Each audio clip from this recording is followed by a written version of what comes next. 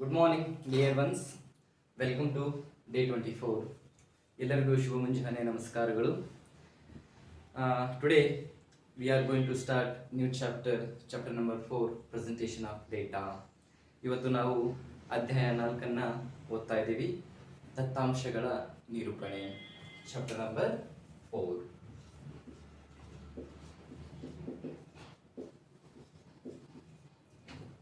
Presentation of data. So we can translate in Kannada. ಇದನ್ನ ಕನ್ನಡದಲ್ಲಿ ನಾವು ಹೇಳೋದಾದ್ರೆ ಅಧ್ಯಾಯ 4 ದತ್ತಾಂಶಗಳ ನಿರೂಪಣೆ.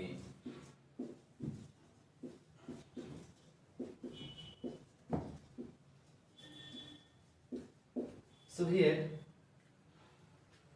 regarding for your research knowledge, some other project, this chapter is very important. ಯಾವುದೋ ಒಂದು ರಿಸರ್ಚ್ ಅನ್ನ ಕಂಡಕ್ಟ್ ಮಾಡಲಿಕ್ಕೆ ಅಥವಾ PhD ವರ್ಕ್ ಅಥವಾ ಯಾವುದೋ ಒಂದು ಪ್ರಾಜೆಕ್ಟ್ ಅನ್ನ ಮಾಡ್ಲಿಕ್ಕೋಸ್ಕರ ಈ ಒಂದು ಅಧ್ಯಾಯ ತುಂಬಾ ಮಹತ್ತರವಾಗುತ್ತೆ. Because in the second chapter we have already discussed the collection of data, and chapter number 3, organization of data. In the collection of data, how we people are collect the data. In the organization data, that collected data, how we organized in a frequency distribution. These term we already discussed that. ಈಗಾಗಲೇ ಅಧ್ಯಾಯ 2ರಲ್ಲಿ ದತ್ತಾಂಶಗಳನ್ನ ಹೇಗೆ ನಾನು collect ಮಾಡಬೇಕು ಅಥವಾ ಸಂಗ್ರಹ ಮಾಡಬೇಕು ಅನ್ನೋದನ್ನ ನೋಡಿದ್ವಿ. ಆ ಸಂಗ್ರಹಣೆ ಮಾಡಿದ ದತ್ತಾಂಶಗಳನ್ನ ಯಾವ ರೀತಿಯಾಗಿ ನಾನು ಸಂಘಟನೆ ಮಾಡಬೇಕು ಅನ್ನೋದನ್ನ ಅಧ್ಯಾಯ 3ರಲ್ಲಿ ಏನ್ ಮಾಡಿದ್ವಿ, ನಾವು ಅಧ್ಯಯನ ಮಾಡಿದ್ವಿ. ಇವಾಗೆ ಆ ಒಂದು ಕಲೆಕ್ಟ್ ಮಾಡಿದಂತಹ ಮತ್ತು ಸಂಘಟನೆ ಮಾಡಿದಂತಹ ದತ್ತಾಂಶಗಳನ್ನು ಯಾವ ರೀತಿ ನಿರೂಪಣೆ ಮಾಡ್ಬೇಕು, ಯಾವ ರೀತಿ ಪ್ರೆಸೆಂಟ್ ಮಾಡ್ಬೇಕು. ನಾನು ದತ್ತಾಂಶಗಳನ್ನ ಸಂಗ್ರಹಣೆ ಮಾಡಿದ್ರಿ ಮತ್ತು ಅದನ್ನ ಸಂಘಟನೆ ಕೂಡ ಮಾಡಿದ್ರಿ ನೀವು, ಬಟ್ ಅದನ್ನ ಇವಾಗ ನೀವು ಪ್ರೆಸೆಂಟ್ ಮಾಡ್ಬೇಕಲ್ವಾ. ಸೊ ನೀವು ಎಕ್ಸಾಮ್ಗೆ ಓದ್ತಾ ಇದ್ದೀರಾ, ಬೈ ಹಾರ್ಟ್ ಹಾಕಿದ್ದೀರಾ, ಪ್ರಾಕ್ಟೀಸ್ ಮಾಡಿದ್ದೀರಾ, ಬಟ್ ಆನ್ಸರ್ ಶೀಟ್ ಅಲ್ಲಿ ಬಂದು ನೀವು ಏನ್ ಮಾಡ್ಬೇಕಾಗುತ್ತೆ, ಆನ್ಸರ್ಸ್ ಗಳನ್ನ ರಿಪ್ರೆಸೆಂಟ್ ಮಾಡ್ಬೇಕಾಗುತ್ತೆ, ನಿರೂಪಣೆ ಮಾಡ್ಬೇಕಾಗುತ್ತೆ.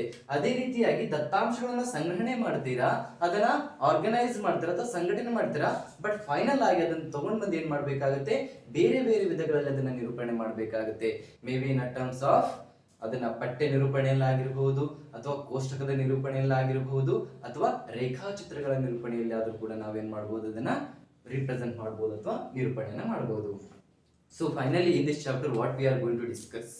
Here in the second chapter we collect the data, and third chapter we organize the data, but here we are representing data because you are prepared for exam, you have a knowledge and you have practiced more, but finally you have to represent in an answer sheet, right? So here also you are whatever you collect the data, it's a primary data, secondary data, you have to represent in a many ways. Like you have to present in a textual or a descriptive.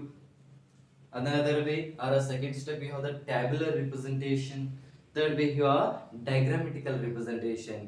Many ways you have to represent your data. So here we will discuss especially for the 3 ways we are represent our data. 3 ವಿಧಗಳಲ್ಲಿ ನಮ್ಮ ದತ್ತಾಂಶಗಳನ್ನು ನಾವು ನಿರೂಪಣೆ ಮಾಡ್ತೀವಿ. 3 ways to represent the data. The first one, 3 ವಿಧಗಳಲ್ಲಿ ನಾವೇನ್ ಮಾಡ್ತೀವಿ, ದತ್ತಾಂಶಗಳ ನಿರೂಪಣೆಯನ್ನು ಮಾಡ್ತಾ ಇದ್ದೀವಿ. The first one is a textual representation. Textual representation, or this is also called as a descriptive representation. Then second, ಇದನ್ನೇ ಕನ್ನಡದಲ್ಲಿ ನಾವು ಟ್ರಾನ್ಸ್ಲೇಟ್ ಮಾಡೋದಾದ್ರೆ ಪಠ್ಯ ನಿರೂಪಣೆ.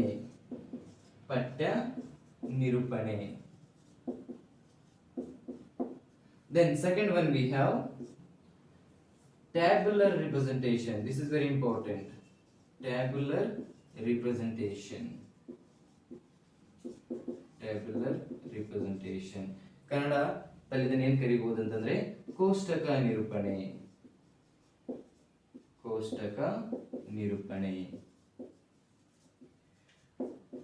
Third one we have diagrammatical representation.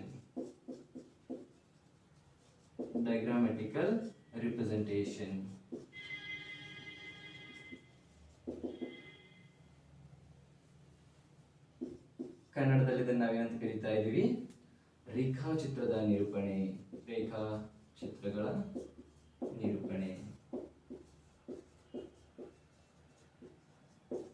2 marks question they will ask, very important. What are the 3 ways to represent our data?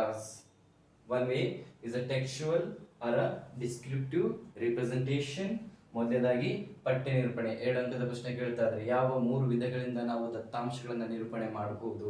ಪಠ್ಯ ನಿರೂಪಣೆ, ಕೋಷ್ಟಕ ನಿರೂಪಣೆ, ರೇಖಾಚಿತ್ರಗಳ ನಿರೂಪಣೆ. ಮತ್ತೆ ಇದರಲ್ಲಿ ಡಿಫರೆನ್ಸಸ್ ಬರ್ತವೆ, ಮತ್ತೆ ಇದರಲ್ಲಿ ವಿಧಗಳು ಬರ್ತವೆ, ಅದನ್ನು ನೋಡೋಣ ಒಂದೊಂದಾಗಿ. First one is a textual representation or a descriptive representation. Second one is a tabular representation, and third one is a diagrammatical representation. So here first we have to discuss. ಮೊದಲು ಇಲ್ಲಿ ಏನು ಮಾಡೋಣ ನಾವು? First one is a textual representation ಅಂದ್ರೆ ಏನಂತ ನೋಡೋಣ ಇವಾಗ. So ಮೊದಲನೇದಾಗಿ ಪಠ್ಯ ನಿರೂಪಣೆ ಅಂತಂದ್ರೆ ಏನಂತ ನೋಡುವಂತದ್ದು. The first one is a textual representation. So what is the meaning of textual representation, and what are the advantages of this textual representation, and what are the disadvantages of this one? ಹಾಗಿದ್ರೆ ಪಠ್ಯ ನಿರೂಪಣೆ ಅಂತಂದ್ರೆ ಏನು? ಈ ಪಠ್ಯ ನಿರೂಪಣೆಯಿಂದ ಆಗುವಂತ ಅನುಕೂಲ ಮತ್ತು ಅನಾನುಕೂಲಗಳೇನು? The first one is what we discuss here now is a textual representation. Textual representation.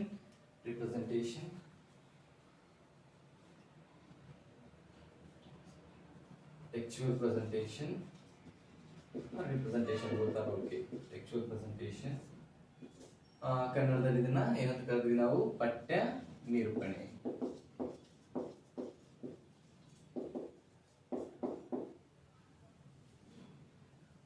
So what is actually meaning of textual presentation? ಹಾಗಿದ್ರೆ ಪಠ್ಯ ನಿರೂಪಣೆ ಅಂತಂದ್ರೆ ಏನು? We are represent the data within a text. ಇಲ್ಲಿ ನಾವು ದತ್ತಾಂಶಗಳನ್ನ ಪಠ್ಯದ ಒಳಗಡೆ ಏನ್ ಮಾಡ್ತಾ ಇದೀವಿ? ನಿರೂಪಣೆ ಮಾಡ್ತಾ ಇದ್ದೀವಿ. In the particular text, in the context of particular text, we are representing our data is called as a textual presentation. Datas are present within a text.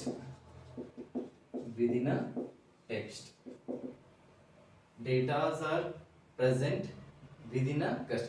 Datas are represent ಅಂತ ನಾವು ಕೂಡ ಬರ್ಕೊಳ್ರಿ, ಏನ್ ಪ್ರಾಬ್ಲಮ್ ಇಲ್ಲ. Datas are represent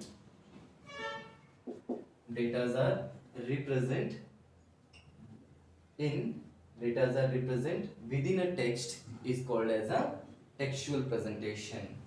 ದತ್ತಾಂಶಗಳನ್ನು ಪಠ್ಯದ ಒಳಗಡೆ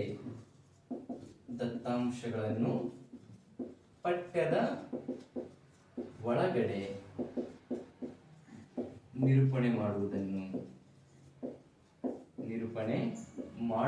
ಏನಾಗಿರುತ್ತೆ? ಪಠ್ಯ ನಿರೂಪಣೆ. ದತ್ತಾಂಶಗಳನ್ನು ಪಠ್ಯದ ಒಳಗಡೆ ನಿರೂಪಣೆ ಮಾಡುವುದು ಏನಾಗಿರುತ್ತೆ? ಪಠ್ಯ ನಿರೂಪಣೆ. For example, where we get textual presentation? For example, newspaper reports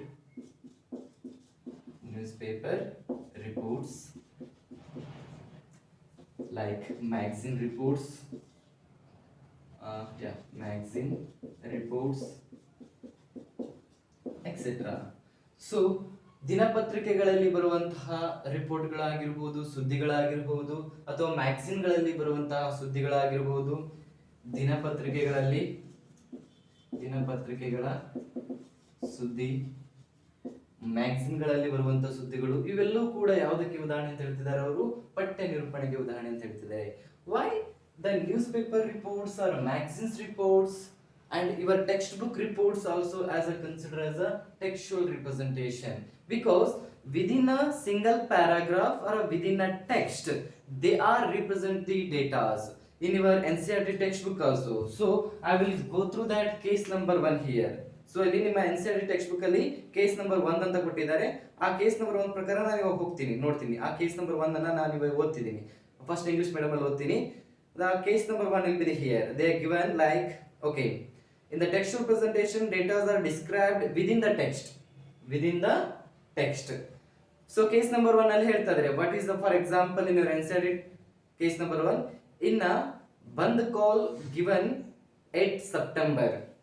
In a Bandh call given on 8 September 2005, protesting the hike in prices. Here 5 petrol and 5 petrol pumps were found open and 17 were closed. Okay, 2 schools are opened and remaining schools were found open in a town of Bihar. What they are describing, actually in the within a text they are represent the data. It means in a Bihar state they are called for Bandh, protest for the 8th September for reason. Okay, in a particular reason, in that 5 petrol bunks are open and 17 petrol bunks are closed. These are data. 5 petrol bunks are pumps were found open and 17 ones are closed, and 2 schools are closed and remaining schools are open. It means here what they are represent, actually ಏನ represent ಮಾಡಿದಾರ ಅವರು. ಇದನ್ನ Kannada medium ಅಲ್ಲಿ ಅದನ್ನ ಓದೇ ಬಿಡ್ತೀನಿ ನಾನು. So in Kannada medium they are represent,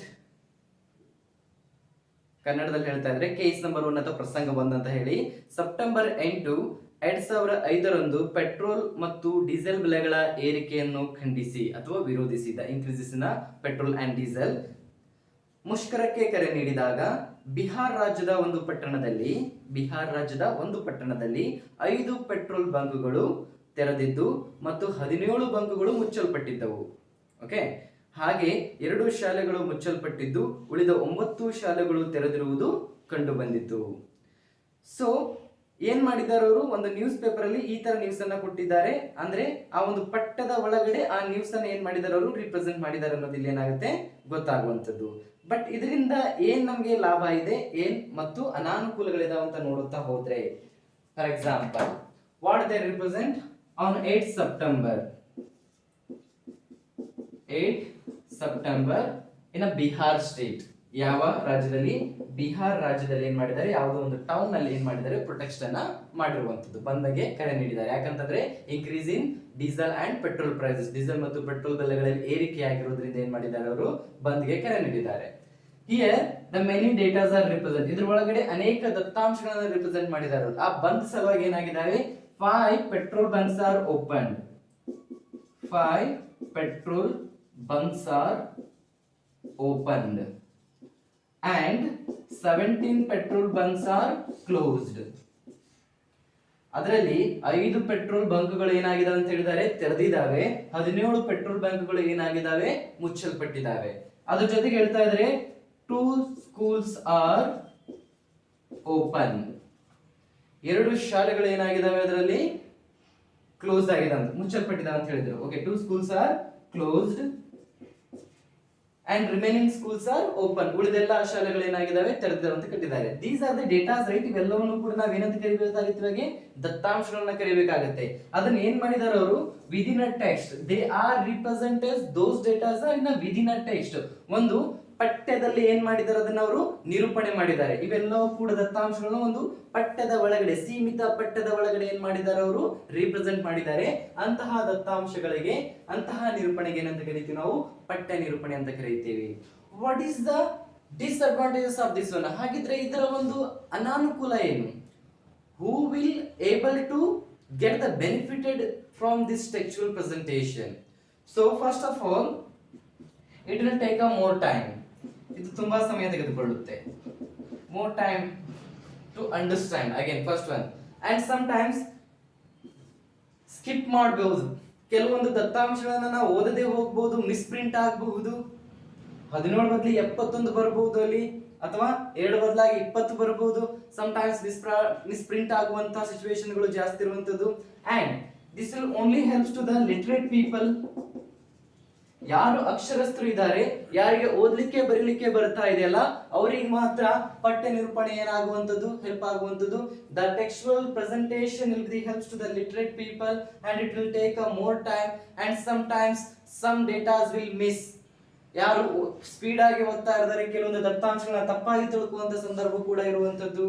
so this is the main disadvantages of textual presentation. and advantages of textual presentation and the shorter period, ಒಂದು ಕಡಿಮೆ ಅವಧಿಯಲ್ಲಿ ದತ್ತಾಂಶಗಳನ್ನು ಏನ್ ಮಾಡಬಹುದು ಅವರು, ರಿಪ್ರೆಸೆಂಟ್ ಗಳನ್ನ ಮಾಡಬಹುದು. In a shorter period only they can present their data in a newspaper also as well as in a magazines also.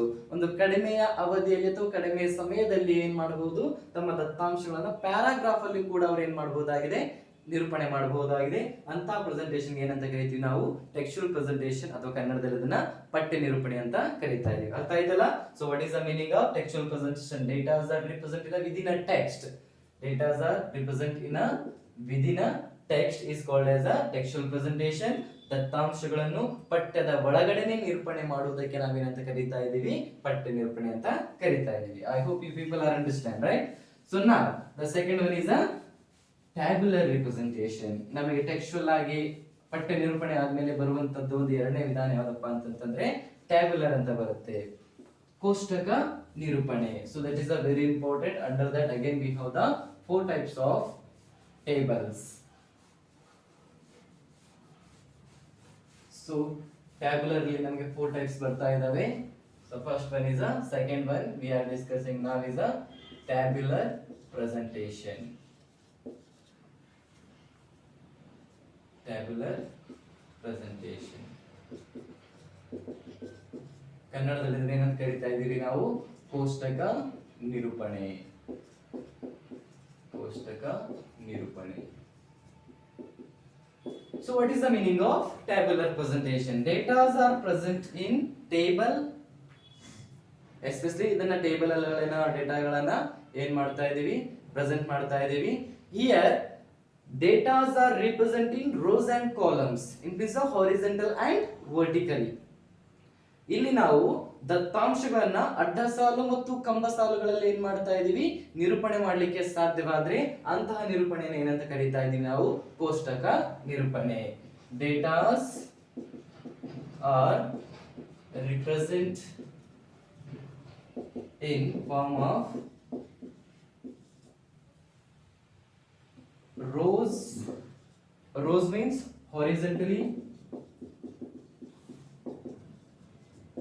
rows and columns vertically,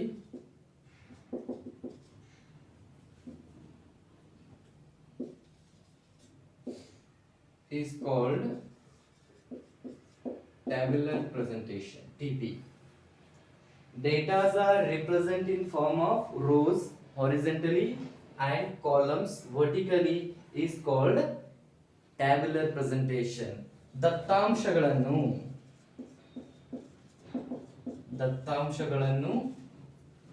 ಅಡ್ಡ ಸಾಲು ಮತ್ತು ಕಂಬ ಸಾಲುಗಳಲ್ಲಿ ನಿರೂಪಣೆ ಮಾಡಿದರೆ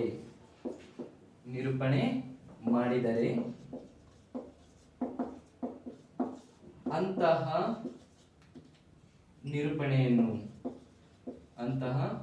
ನಿರೂಪಣೆಯನ್ನು ಏನಂತ ಕರೀತಾ ಇದ್ದೀವಿ, ಕೋಷ್ಟಕ ನಿರೂಪಣೆ. ಅಂತಹ ನಿರೂಪಣೆಯನ್ನು ಕರೀತಾ ಇದ್ದೀವಿ ಕೋಷ್ಟಕ ನಿರೂಪಣೆ. ಅಂದ್ರೆ ಅಡ್ಡ ಸಾಲು ಮತ್ತು ಕಂಬಸಗಳಲ್ಲಿ. Which one? For example this is the row, these are the rows. ಇವುಗಳನ್ನು ಏನಂತ ಕರೀತಾ ಇದೀವಿ ನಾವು, ಅಡ್ಡ ಸಾಲು ಅಂತ ಕರೀತಾ ಇದೀವಿ. So these are the columns.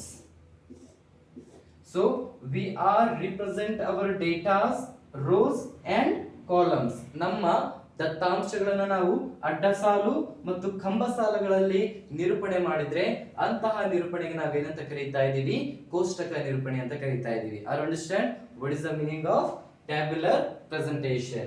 Under the tabular presentation only, ಈ ಒಂದು ಕೋಷ್ಟಕದ ನಿರೂಪಣೆಯಲ್ಲಿ ನಮಗೆ 4 ವಿಧಗಳು ಬರ್ತವೆ. We have the 4 types under the tabular presentation. First one, ಕೋಷ್ಟಕ ನಿರೂಪಣೆಯಲ್ಲಿ ನಮಗೆ 4 ವಿಧಗಳು ಬರ್ತಾ ಇದಾವೆ. Under the tabular presentation we have the 4 types of tables. First one is a qualitative tables. Qualitative, ಅದಕ್ಕೂ ಮುಂಚೆ headline ಬರ್ಕೊಳ್ರಿ. 4 types of tables under the tabular. 4 types of tables.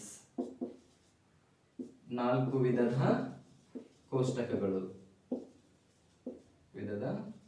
ಕೋಷ್ಟಕಗಳು. The first one, ಅದರಲ್ಲಿ ಮೊದಲನೇದು ಯಾವುದು?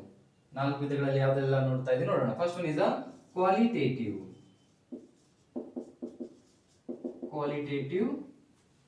presentation. ಗುಣಾತ್ಮಕ ನಿರೂಪಣೆ. ಗುಣಾತ್ಮಕ ನಿರೂಪಣೆ. In the second chapter we already discussed that qualitative data, quantitative data, spatial ಅವೆಲ್ಲ ಕೂಡ ನೋಡಿದ್ವಿ. ಬಟ್ ಇಲ್ಲಿ ನಾವು ಟೇಬಲ್ ಅಲ್ಲಿ ನೋಡ್ತಾ ಇದ್ವಿ ಅದನ್ನ. Qualitative presentation or qualitative table ಅಂತ ನಾವು ಕೂಡ ಕರೀತೀವಿ. ನಿಮ್ಮ ಪ್ರೆಸೆಂಟೇಷನ್ ಕರೆಕ್ಟ್ ತಪ್ಪಾಗುತ್ತೆ ಅಂತಂದ್ರೆ ಪಟ್ಟಿ ಅಂತ. ಗುಣಾತ್ಮಕ ಪಟ್ಟಿ, qualitative table, right. Next is quantitative. Quantitative table, ಕನ್ನಡದಲ್ಲಿ ಅದನ್ನ ಏನ್ ಕರೀಬಹುದು? ಪರಿಮಾಣಾತ್ಮಕ, ಪರಿಣಾಮಾತ್ಮಕ ಪಟ್ಟಿ, ರೈಟ್. ಅಂಡ್ ಥರ್ಡ್ ಒನ್, ಮೂರನೇದಾಗಿ ಯಾವ್ದು ಬರ್ತಾ ಇದೆ ನನಗೆ? ಸ್ಪ್ಯಾಷಿಯಲ್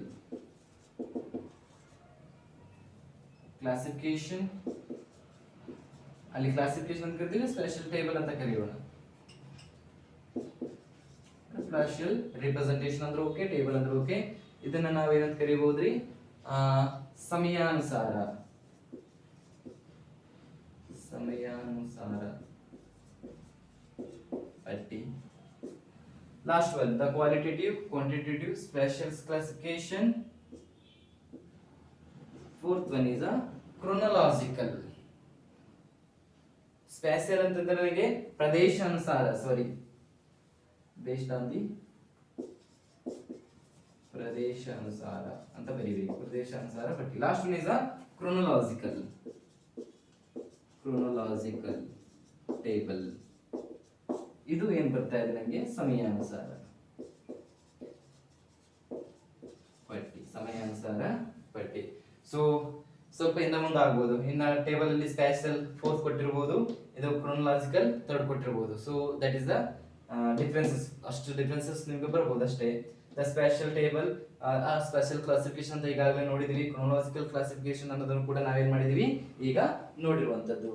ಸೊ ಸ್ಪ್ಯಾಷಿಯಲ್ ಆಗಿರ್ಬೋದು ಅಥವಾ ಕ್ರೋನಲಾಜಿಕಲ್ ಅನ್ನೋ ವರ್ಡ್ ಬದಲಾಗಿ, ಕ್ರೋನಲಾಜಿಕಲ್ ಅನ್ನೋ ವರ್ಡ್ ಬದಲಾಗಿ ಇನ್ನೊಂದು ವರ್ಡ್ ಅನ್ನ ಕರಿಬಹುದಾಗಿದೆ ನೀವು ಇಂಗ್ಲಿಷ್ ಅಲ್ಲಿ. ಅದನ್ನ temporal, temporal classification, TEMPORAL, temporal classification or chronological ಅಂತ ನಾವು ಕರಿಬಹುದು. ಅಲ್ಲಿ ಕ್ರೋನಲಾಜಿಕಲ್ ಕ್ಲಾಸಿಫಿಕೇಶನ್ ಗಾಗಿ ಟೆಂಪರಲ್ ಅಂತಂದ್ರೆ ಸಮಯಾನುಸಾರ ಏನ್ ಮಾಡ್ತಾ ಇರ್ತೀವಿ, ಆ ದತ್ತಾಂಶಗಳನ್ನ ನಾವೇನ್ ಮಾಡ್ತಾ ಇರ್ತೀವಿ? ವರ್ಗೀಕರಣ ಮಾಡುವಂತದ್ದು. ಸೊ ನಾವು have to discuss what is a qualitative table, quantitative table, spatial table and a chronological table. ಅವುಗಳಂದ್ರೆ ಏನಂತ ಹೇಳೋದನ್ನ ಒಂದೊಂದಾಗಿ ಏನ್ ಮಾಡುವಂತದ್ದು ನೋಡುವಂತದ್ದು ನಾವು.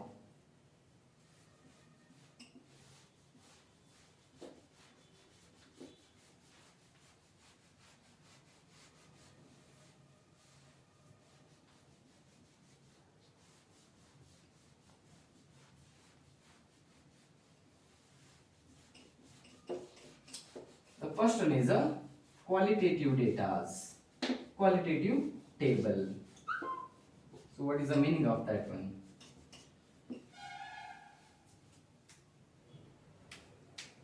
In your NCERT they gave the table number 4.1, 4.2, 4.3, many examples. Go through that. Just I will give the simple examples here for the all the datas. First one is a qualitative table. Gunatmaka.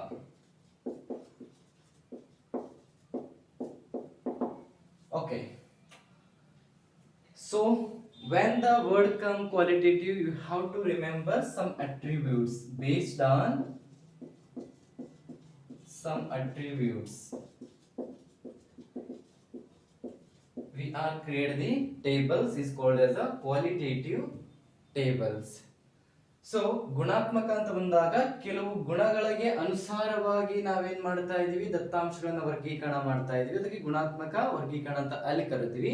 ಇಲ್ಲಿ ಮಾಡ್ತಾ ಇದೀವಿ ಗುಣಗಳಿಗೆ ಅನುಸಾರವಾಗಿ ದತ್ತಾಂಶಗಳನ್ನ ಏನ್ ಮಾಡ್ತಾ ಇದೀವಿ? ನಾವು ನಿರೂಪಣೆ ಮಾಡ್ತಾ ಇದೀವಿ. ಅದಕ್ಕೆ ಏನ್ ಮಾಡ್ತಾ ಗುಣಾತ್ಮಕ ನಿರೂಪಣೆ ಅಂತ ಕರೀಬಹುದು. ಜಸ್ಟ್ ಆ ನಿರೂಪಣೆ ವರ್ಡ್ ಅನ್ನೋದನ್ನ ಏನ್ ಮಾಡ್ಬೇಕಾಗತ್ತೆ? ಇಲ್ಲಿ ನೀವು ಎಡಬೇಕಾಗುತ್ತೆ. Based on the some attributes, ಕೆಲವು ಗುಣಗಳಿಗೆ ಅನುಸಾರವಾಗಿ, ಕೆಲವು ಗುಣಗಳಿಗೆ ಅನುಸಾರವಾಗಿ ದತ್ತಾಂಶಗಳನ್ನು ನಿರೂಪಣೆ ಮಾಡ್ತಾ ಇರ್ತೀರಾ ನೀವು. ಯಾವೆಲ್ಲ ಗುಣಗಳು? What are the some attributes? What are the qualities? We have some what are the attributes? For example gender, right?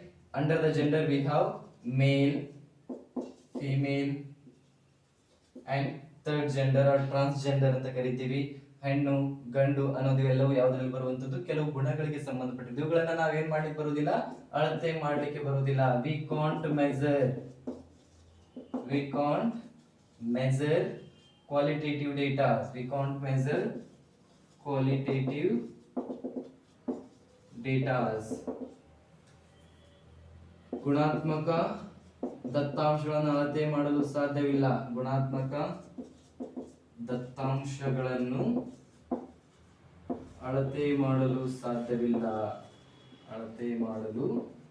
ಸಾಧ್ಯವಿಲ್ಲ. ಇದು ನಿಮ್ಗೆ ನೆನಪಿರಲೇಬೇಕು. We can't measure the qualitative datas but we can measure the quantitative datas. ನಾವು ಪ್ರಮಾಣಾತ್ಮಕ ದತ್ತಾಂಶಗಳನ್ನು ಮಾಡಬಹುದು, ಅಳತೆ ಮಾಡಬಹುದು. ಸೊ ಜೆಂಡರ್ ಆಗಿರಬಹುದು, ದೆನ್ ಸಮ್ ಲೊಕೇಶನ್ ಗೆ ಸಂಬಂಧಪಟ್ಟ ಹಾಗೆ locations like rural and urban, colour white, black. So these are the example for qualitative data. ಇವು ಯಾವುದಕ್ಕೆ ಉದಾಹರಣೆ? ಫಾರ್ ಎಕ್ಸಾಂಪಲ್ ಲಿಂಗ ಆಗಿರ್ಬೋದು. ಲಿಂಗದಲ್ಲಿ ಗಂಡು ಹೆಣ್ಣು ಅನ್ನೋದು ಅವುಗಳನ್ನ ಅಳತೆ ಮಾಡ್ಲಿಕ್ಕೆ ಆಗೋದಿಲ್ಲ. ಮತ್ತು ಪ್ರದೇಶಕ್ಕೆ ಅನುಸಾರವಾಗಿ ಗ್ರಾಮೀಣ, ನಗರ.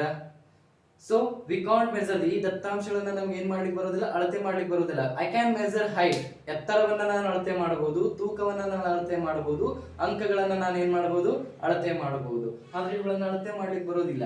ಈ ಬೇಸ್ ಮೇಲ್ಗಡೆ ಕೆಲವು ದತ್ತಾಂಶಗಳನ್ನ ನಾವೇನ್ ಮಾಡ್ತೀವಿ, ನಿರೂಪಣೆ ಮಾಡ್ತೀವಿ. ಅಂತಹ ದತ್ತಾಂಶಗಳಿಗೆ ಏನಂತ ಕರೀತಾ ಇದೀವಿ ನಾವು? ಗುಣಾತ್ಮಕ ದತ್ತಾಂಶಗಳು ಅಥವಾ ಗುಣಾತ್ಮಕ ದತ್ತಾಂಶಗಳ ನಿರೂಪಣೆ ಅಂತ ಹೇಳಿ ಕರೀತಾ ಇದೀವಿ. ಅರ್ಥ ಆಯ್ತಲ್ಲ? What is the meaning of qualitative datas? Example ನೋಡೋಣ ನಾವು. So how table will be created. ನಿಮ್ಮ ಟೆಕ್ಸ್ಟ್ ಬುಕ್ ಅಲ್ಲಿ ಬೇರೆ ಬೇರೆ ಎಕ್ಸಾಂಪಲ್ ನ ಕೊಟ್ಟಿದ್ದಾರೆ, ಬಟ್ ಜಸ್ಟ್ ಒಂದು ಎಕ್ಸಾಂಪಲ್ ಅನ್ನ ನಾನು ಕ್ರಿಯೇಟ್ ಮಾಡ್ತೀನಿ. For example based on the some attributes, ಆ ಕೆಲವು ಗುಣಗಳಿಗೆ ಅನುಸಾರವಾಗಿ ನಾವೇನ್ ಮಾಡ್ತೀವಿ, ಇಲ್ಲಿ ದತ್ತಾಂಶಗಳನ್ನ ಏನ್ ಮಾಡ್ತೀವಿ, ನಾವು ಕ್ರಿಯೇಟ್ ಮಾಡ್ತೀವಿ. For example rural and urban, ಗ್ರಾಮೀಣ ಮತ್ತು ನಗರ. ಓಕೆ,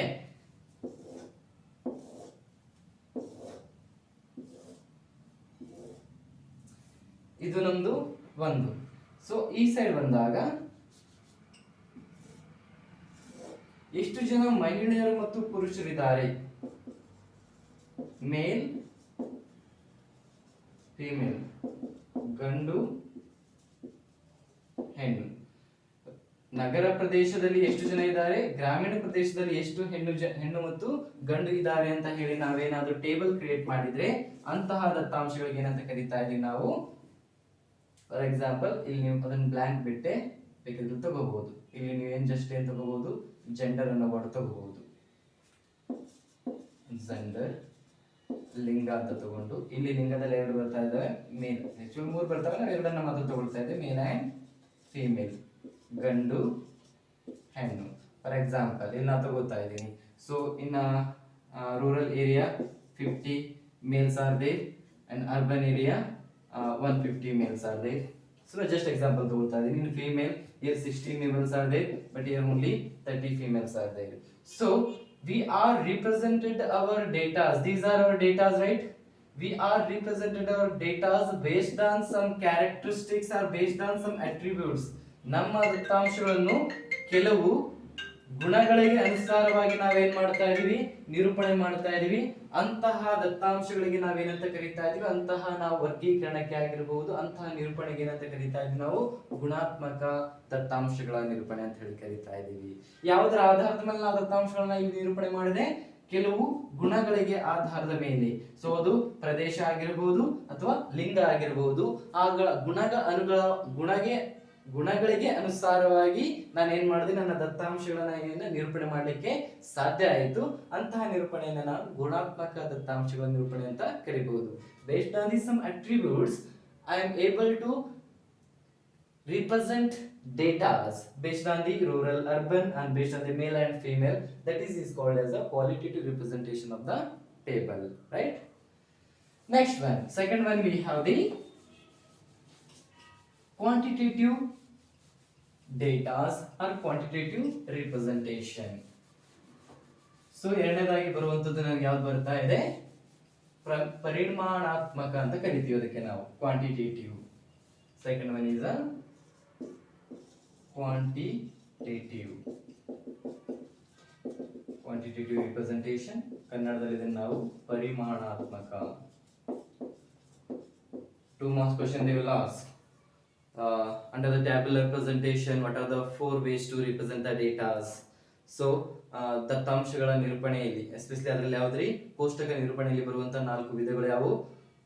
ಫಸ್ಟ್ನೇದಾಗಿ ಬರುವಂತದ್ದು ಗುಣಾತ್ಮಕ, ಪರಿಮಾಣಾತ್ಮಕ, ಪ್ರದೇಶಾನುಸಾರ, ಸಮಯಾನುಸಾರ. Okay, ಸಮಯಾನುಸಾರ, ಪ್ರದೇಶಾನುಸಾರ. First one we have the qualitative, second one is we have the quantitative, third one we have the temporal, and fourth one is the spatial classification. Okay, here first one is, second one is the qualitative. Based on quantity,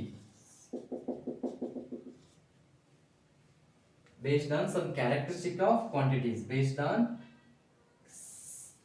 some characteristics of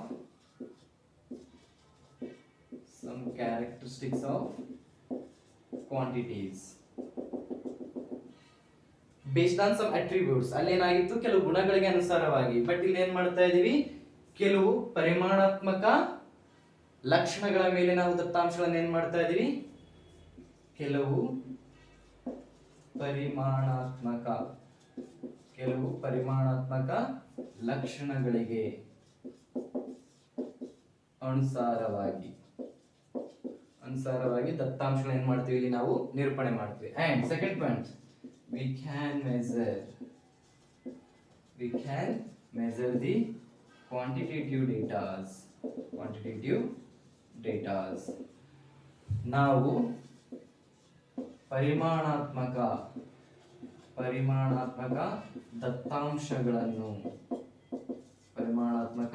ದತ್ತಾಂಶಗಳನ್ನು ಅಳತೆ ಮಾಡಬಹುದು. We can measure our quantitative data. ಏನ್ ಹೇಳ್ತಾ ಇದ್ದಾರೆ, ನಾವು ಪರಿಮಾಣಾತ್ಮಕ ದತ್ತಾಂಶಗಳನ್ನ ಅಳತೆ ಮಾಡಬಹುದು. Example, height, weight, marks. ಕನ್ನಡದಲ್ಲಿ ಹೇಳೋದಾದ್ರೆ ಎತ್ತರ, ತೂಕ, ಅಂಕಗಳು. We can measure these data easily, right? And our population, ಜನಸಂಖ್ಯೆ.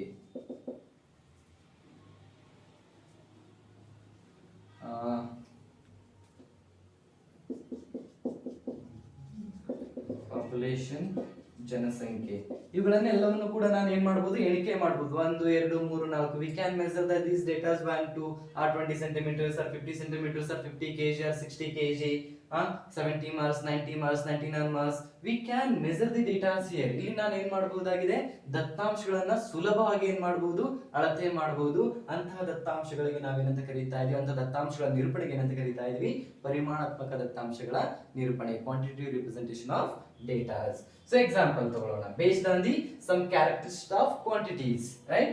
So ಕೆಲವು ಕ್ಯಾರೆಕ್ಟರಿಸ್ಟಿಕ್ ಬರ್ತವೆ, ಆ ಒಂದು ಕ್ಯಾರೆಕ್ಟರಿಸ್ಟಿಕ್ ಮೇಲ್ಗಡೆ ನಾವೇನ್ ಮಾಡ್ತೀವಿ, ಇಲ್ಲಿ ದತ್ತಾಂಶಗಳನ್ನ ಡಿವೈಡ್ ಮಾಡ್ತೀವಿ ಅಥವಾ ರಿಪ್ರೆಸೆಂಟ್ ಮಾಡುವಂತದ್ದು. ಫಾರ್ ಎಕ್ಸಾಂಪಲ್, ಹಿಯರ್ ನಾವು I can create a table here based on the some characteristics. Marks of the students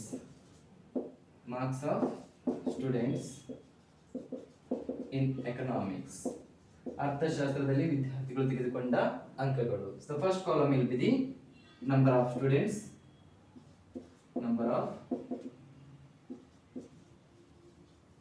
marks ಅಂತ ತಗೊಳ್ಳೋಣ. Based on the marks, first one is a marks, and here is a frequency or respondents. frequency ಅಂತಾನೆ ತಗೊಳ್ಳೋದು. ಕನ್ನಡದಲ್ಲಿ ಅಂಕಗಳು, ಇಲ್ಲಿ ಅಂತ ತಗೊಳ್ತಾ ಇದ್ದೀನಿ ನಾನು, ಆವೃತ್ತಿ, ಎಷ್ಟು ವಿದ್ಯಾರ್ಥಿಗಳು ಆ ಒಂದು ಪಟ್ಟಿಯಲ್ಲಿ ಬರ್ತಾ ಇದ್ದಾರೆ. ನಾವು ಏನ್ ತಗೊಳ್ತೀನಿ, ಗ್ರೂಪ್ ಡೇಟಾ, ಅನ್ಗ್ರೂಪ್ ಡೇಟಾ ಅಂತ ಬರ್ತಾರೆ. ಆಗಲೇ ನಾನು ಅನ್ಗ್ರೂಪ್ ಡೇಟಾ ತಗೊಂಡೆ. Group data 0 to 10, 10 to 20, 20 to 30, 30 to 40, 40 to 50. 50 ಅಂಕಗಳ ಒಂದು ಎಕ್ಸಾಮ್ ತಗೊಂಡಾಗ 0 ಇಂದ 10 ಎಷ್ಟು ಜನ ತಗೊಂಡಿದ್ದಾರೆ, 7 ಮೆಂಬರ್ಸ್ ತಗೊಂಡಿದ್ದಾರೆ. 10 to 20 3 ಮೆಂಬರ್ಸ್ ತಗೊಂಡಿದ್ದಾರೆ. 20 to 30 10 ಮೆಂಬರ್ಸ್ ತಗೊಂಡಿದ್ದಾರೆ. 30 to 40 5 ಮೆಂಬರ್ಸ್ ತಗೊಂಡಿದ್ದಾರೆ. ಇಲ್ಲಿ 15 ಮೆಂಬರ್ಸ್ ತಗೊಂಡಿದ್ದಾರೆ. Okay, so 0 to 10 7 members are there, 10 to 20, 3 members are there. 20 to 30, 10 members are there. 30 to 40, 5 members are there. And 40 to 50, 15 members are there. So ಈ ಆಧಾರದ ಮೇಲೆ ಏನ್ ಮಾಡಿದಾರೆ ಅವರು ದತ್ತಾಂಶಗಳನ್ನ ವರ್ಗೀಕರಣ ಮಾಡಿದ್ದಾರೆ based on the some characteristics of quantities. Marks ಅನ್ನೋದು ಯಾವ್ದ್ರಲ್ಲಿ ಬರ್ತಾ ಇದೆ? Characteristics of quantities, right? ಪರಿಮಾಣಾತ್ಮಕವಾಗಿ ಇವುಗಳನ್ನ ನಾವೇನ್ ಮಾಡಬಹುದು? ಮೆಜರ್ ಮಾಡಬಹುದು. So for example, on average marks of this class, average marks, ಸರಾಸರಿ ಅಂಕಗಳು, ಈ ಅಂಕಗಳು ತಗೊಂಡಿರೋದು 0 to 10, the average marks will be the 6. ನಾ ಹೇಳ್ತಾ ಇದ್ದೀನಿ ಅಂದ್ರೆ average ಆಗಿ 6 ಅಂಕಗಳನ್ನ ಈ ಒಂದು ಗುಂಪಲ್ಲಿ ಇರೋ ತಗೊಂಡಿದ್ದಾರೆ. average marks of 10, 15 will be the 15. Here will be the, because middle point we are taking, right? 25, 35 and 45. These are the average marks they obtained. We can measure these data, and these are the students, right? And these are the based on the marks. So based on the some characteristics of quantities, ಕೆಲವು ಪರಿಮಾಣಾತ್ಮಕ ಲಕ್ಷಣಗಳ ಅನುಸಾರವಾಗಿ ದತ್ತಾಂಶಗಳನ್ನು ಏನ್ ಮಾಡಿದೀನಿ ನಾನು ಇವಾಗ ನಿರೂಪಣೆ ಮಾಡಿದ್ದೀನಿ. ಇಂತಹ ದತ್ತಾಂಶಗಳ ನಿರೂಪಣೆಗೆ ಏನಂತ ಕರೀತಾ ಇದೀವಿ ನಾವು? ಪರಿಮಾಣಾತ್ಮಕ ದತ್ತಾಂಶಗಳ ನಿರೂಪಣೆ ಅಂತ ಕರೀತಾ ಇದೀವಿ. I hope you people are understand what is the meaning of qualitative data and as well as the quantitative representation of data. ನಿಮ್ಗೆ ಅರ್ಥ ಆಗಿದೆ ಅನ್ಕೋತೀನಿ. ಗುಣಾತ್ಮಕ ದತ್ತಾಂಶಗಳ ನಿರೂಪಣೆ ಅಂತಂದ್ರೆ ಏನು ಮತ್ತು ಪರಿಮಾಣಾತ್ಮಕ ದತ್ತಾಂಶಗಳ ನಿರೂಪಣೆ ಅಂತಂದ್ರೆ ಏನು? So again we have two types. Next one is we have the temporal classification or temporal representation of data. Last one is the spatial representation of data. ಮೂರನೇದಾಗಿ ಬರುವಂತದ್ದು ನಮಗೆ ಸಮಯಾನುಸಾರ ದತ್ತಾಂಶಗಳ ನಿರೂಪಣೆ. ನಾಲ್ಕನೇದಾಗಿ ಬರುವಂತದ್ದು ಯಾವ್ದು ಬರ್ತಾ ಇದೆ? ಪ್ರದೇಶಾನುಸಾರ ದತ್ತಾಂಶಗಳ ನಿರೂಪಣೆಯನ್ನು ನಾವೇನ್ ಮಾಡೋಣ? ನಾಳೆಯ ತರಗತಿಯಲ್ಲಿ ಅಧ್ಯಯನ ಮಾಡೋಣ. Tomorrow we'll discuss with the spatial as well as the temporal classification or the presentation of data. Okay, so with that the parts of the table I will discuss in the tomorrow class. Till then, read well. Thank you and all.